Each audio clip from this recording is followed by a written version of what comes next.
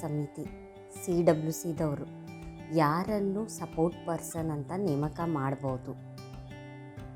CWCದವರು ಪ್ರತಿಯೊಂದು ಜಿಲ್ಲೆಯಲ್ಲಿ ಇರ್ತಾರೆ. ಅಂದರೆ ಮಕ್ಕಳ ಕಲ್ಯಾಣ ಸಮಿತಿದವರು ಪ್ರತಿಯೊಂದು ಡಿಸ್ಟಿಕ್ನಲ್ಲಿ ಇರ್ತಾರೆ. ಸೊ ಅವರು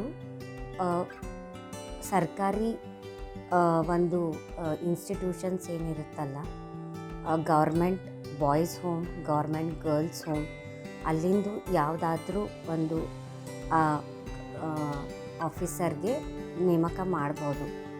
ಸರ್ಕಾರಿ ಬಾಲಕರ ಮಂದಿರ, ಬಾಲಕಿಯರ ಮಂದಿರದಿಂದ ಯಾರಾದರೂ ಒಂದು ಅಲ್ಲಿ ಕೆಲಸ ಮಾಡ್ತಾ ಇರೋಂಥ ಒಂದು ವ್ಯಕ್ತಿಗೆ ಅವರು ನೇಮಕ ಮಾಡ್ಬೋದು ಆ್ಯಸ್ ಅ ಸಪೋರ್ಟ್ ಪರ್ಸನ್.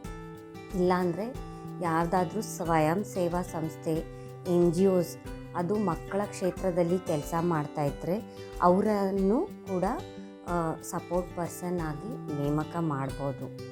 ಇಲ್ಲ ಅಂದರೆ ಪ್ರತಿಯೊಂದು ಜಿಲ್ಲೆಯಲ್ಲಿ ಡಿಸ್ಟ್ರಿಕ್ಟ್ ಚೈಲ್ಡ್ ಪ್ರೊಟೆಕ್ಷನ್ ಯೂನಿಟ್ ಅಂತ ಇರುತ್ತೆ. ಅಂದರೆ ಜಿಲ್ಲಾ ಮಕ್ಕಳ ರಕ್ಷಣಾ ಘಟಕ, ಅಲ್ಲಿ ಕೆಲಸ ಮಾಡ್ತಾ ಇರೋದು ಯಾವುದಾದ್ರೂ ಒಂದು ವ್ಯಕ್ತಿಗೆ ಅವರು ಸಪೋರ್ಟ್ ಪರ್ಸನ್ ಅಂತ ನೇಮಕ ಮಾಡ್ಬೋದು.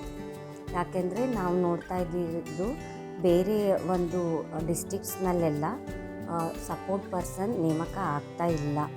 ಸೊ ಅಂಥ ಸಮಯದಲ್ಲಿ ಈ ಡಿಸ್ಟ್ರಿಕ್ಟ್ ಚೈಲ್ಡ್ ಪ್ರೊಟೆಕ್ಷನ್ ಯೂನಿಟಿಂದ ಅಥವಾ ಬಾಲಕರ ಮಂದಿರ, ಬಾಲಕಿಯರ ಮಂದಿರದಲ್ಲಿ ಕೆಲಸ ಮಾಡ್ತಾ ಇರೋದು ಯಾವುದಾದ್ರೂ ಸಿಬ್ಬಂದಿಗೆ ಅವರು ಸಪೋರ್ಟ್ ಪರ್ಸನ್ ಅಂತ ನೇಮಕ ಮಾಡ್ಬೋದು.